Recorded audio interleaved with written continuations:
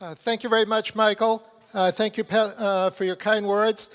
And thank you, Pastor Allen, for your inspirational words. And we'll almost meet each other in Israel. I'm going to Israel Thursday night, and we might just miss each other. But I wanted to say that it's an honor to be here with you today. Tommy Waller asked me to come here, and I always listen to everything Tommy says. I gave 2 talks for his group in Israel last year, and I volunteered to come here tonight. I specialize, as Michael mentioned, I specialize in healthcare. I manage a healthcare venture capital fund. In the way I divide my week, I spend 4 days in healthcare as an analyst and an investor, 2 days, used to be 1, now 2 days in public service, and I rest on the Sabbath. And in terms of public service, about a year ago, I created this speech that I call How to Save Western Civilization from Itself. Professor friend asked me to give a speech on some of the big issues of the day. So I created this speech, and then on the key thesis of the speech is that if we're going to save Western civilization, we're all going to have to do more. More can be money, more can be time, more can be energy, more can be passion, but we have to do more. And so on January 1st, I passed a New Year's resolution in my brain to give 100 free speeches this year in the US, Europe, and Israel. And my wife said, "You must be crazy." I said, "No, I'm determined." And so this is speech number 70, and it's an honor to be here with you tonight.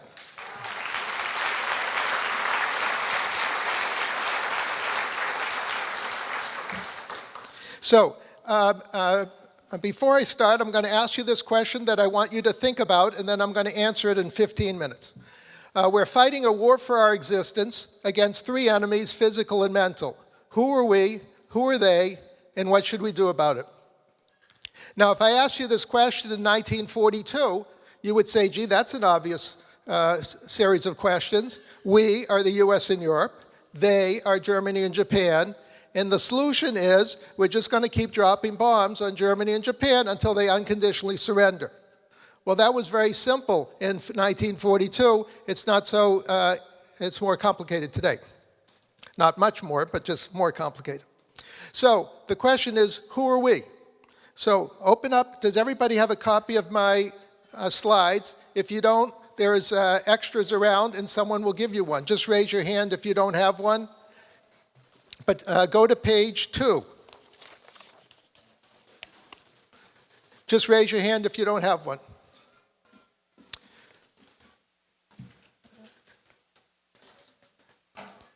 We, to answer the question, who are we? We are rational centrists in Western civilization. We live in the US, Europe, and Israel. You can also include South America, India, Japan, South Korea. If you look at life in terms of religions, we're Christians, Jews, Hindus, Buddhists. You can add Shinto for Japan. And we are rational, what I call rational centrists. That's the good news. The bad news is that we only represent about 25% of the population in the world.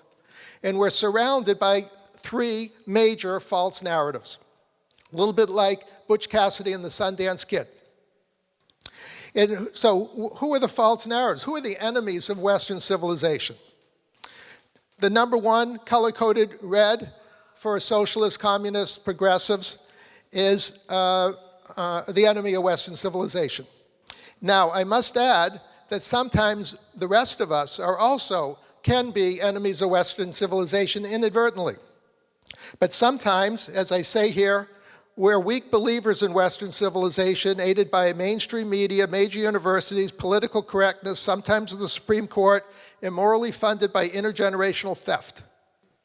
Now, we don't think about intergenerational theft, but I'll just give you an example. Medicare and Social Security, very popular programs, and they're wonderful programs to add security for folks over 65 for health care and retirement. And the average citizen donates or gives or is taxed about $150,000 and gets $450,000 of benefits for each one. So my question is, where did the government get the extra $300,000 for Medicare and Social Security? I'll give you a hint. They borrowed it.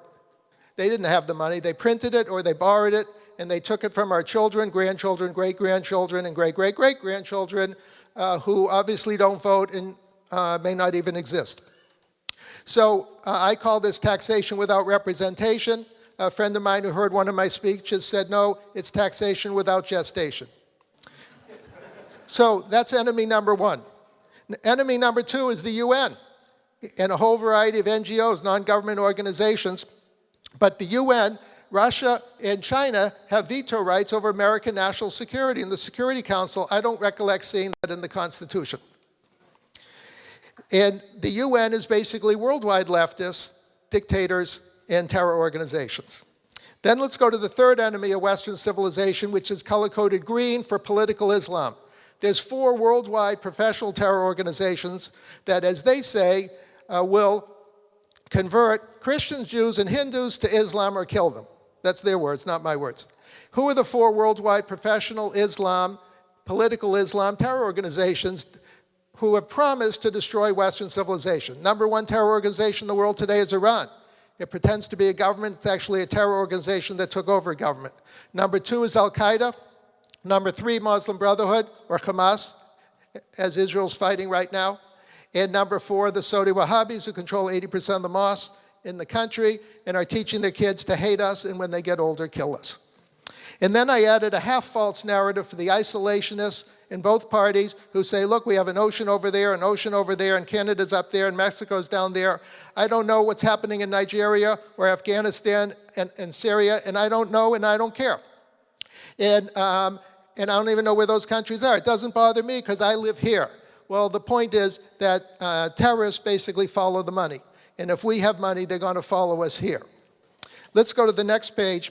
So while I was working on false narratives, I created this slide on 14 myths and false narratives in the world today.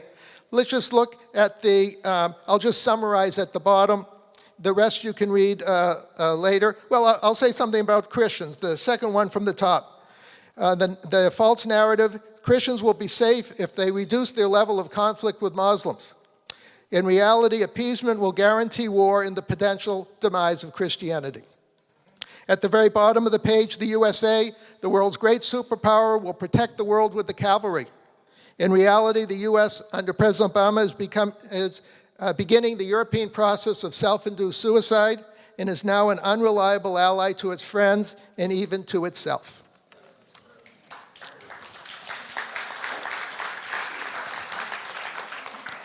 Okay, page 4. This is a slide on key historical enemies of the Jewish people. I'm not a historian, but for $100, I bought a book on Amazon and created this slide.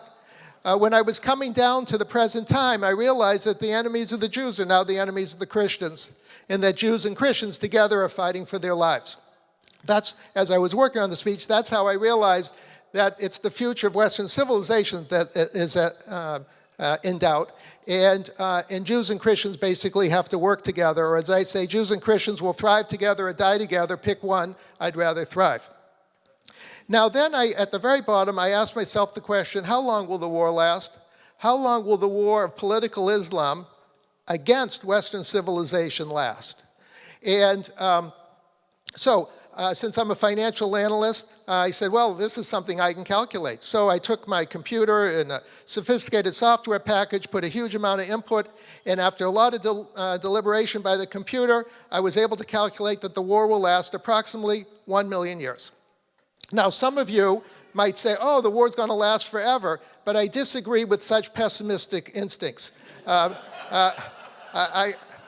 firmly believe the war will not last for more than 1 million years, but every time we give a concession to the bad guys, whether we're Israel, whether we're America, whether we're Europe, every time we give a concession, you have to add to the length of the war.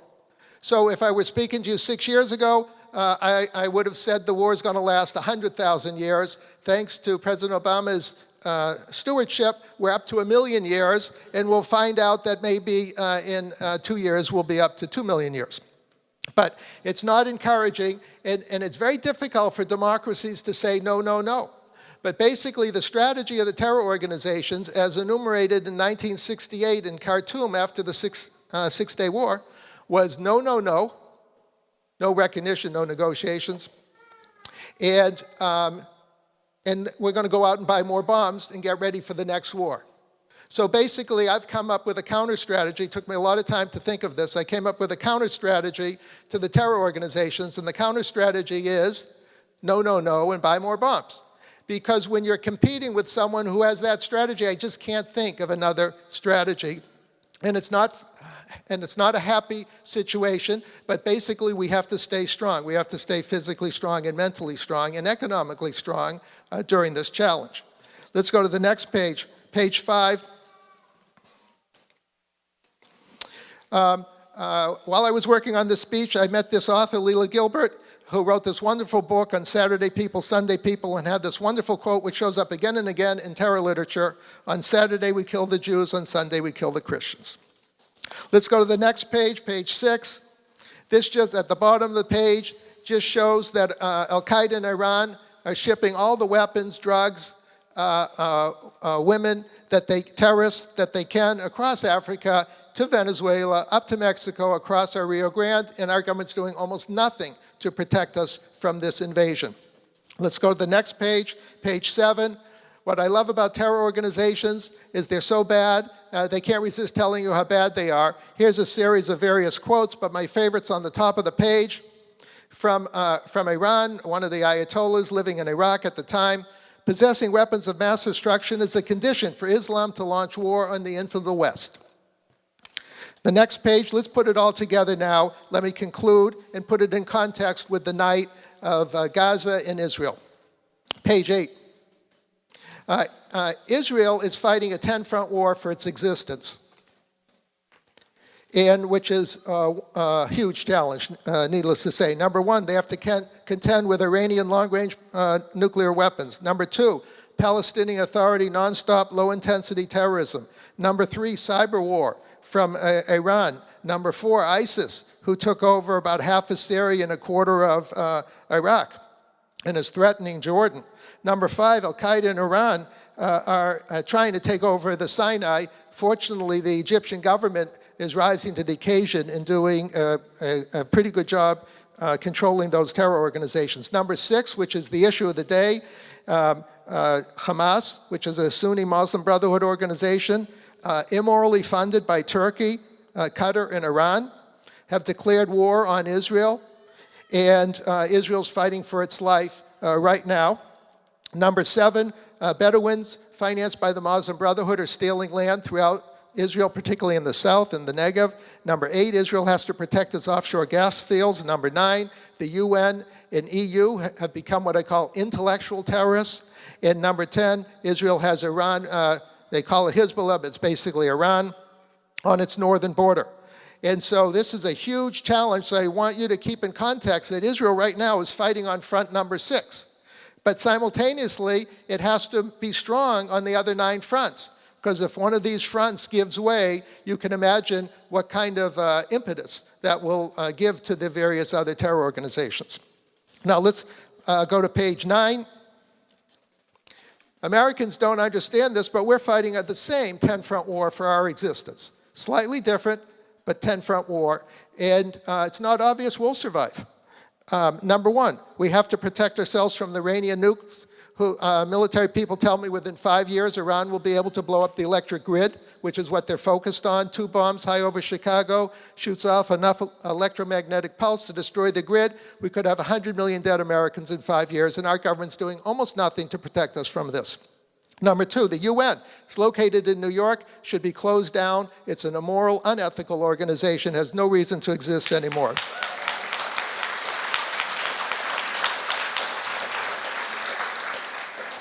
Number three, the Muslim Brotherhood, which is illegal in Egypt. They're in jail in Egypt, is allowed to operate in the US. I don't understand why. Number four, Obama European socialism agenda is sapping the exceptionalism and culture of America. Number five, Iran has a base in Venezuela, should be closed down or blown up tomorrow. Number six, we have no missile defense in the south. In Iran, I'm told by military people, have put some satellites over our southern border in preparation of a nuclear attack. Number seven, 80% of the mosques in the US controlled by the Saudi Wahhabis. Again, this is an intellectual terror organization, has no place in the U.S. Number 8, as I mentioned, Iran and Al-Qaeda running through the Rio Grande. Number 9, North Korea working on nuclear bombs and long-range ballistic missile systems that it's sharing with Iran. Anytime they have a missile system on a silo, it should be blown up.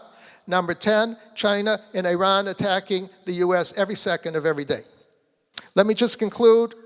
Page 10. Look at the slide. It says, Summary of Key Suggestions for the United States Government and Society. As a general comment, we have to encourage adults, to save us from the children. I mean, I love children, just that they shouldn't be running the government. And and there's 3 things we have to watch for. And every time you hear a politician speak, you should pretend you're a professor and grade them.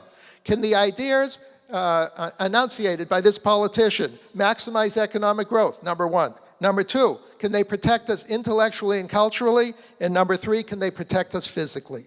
And we have to hold our politicians to a higher standard. Right now, an average Democrat gets a C, a D, and an E on these 3 issues. An average Republican gets a B, a C, and a D. I think our politicians, I think we deserve to have politicians who get an A and an A and an A. And so I'm looking for a combination leader, combination of Ronald Reagan, Winston Churchill, Margaret Thatcher, Menachem Begin, and Moses. And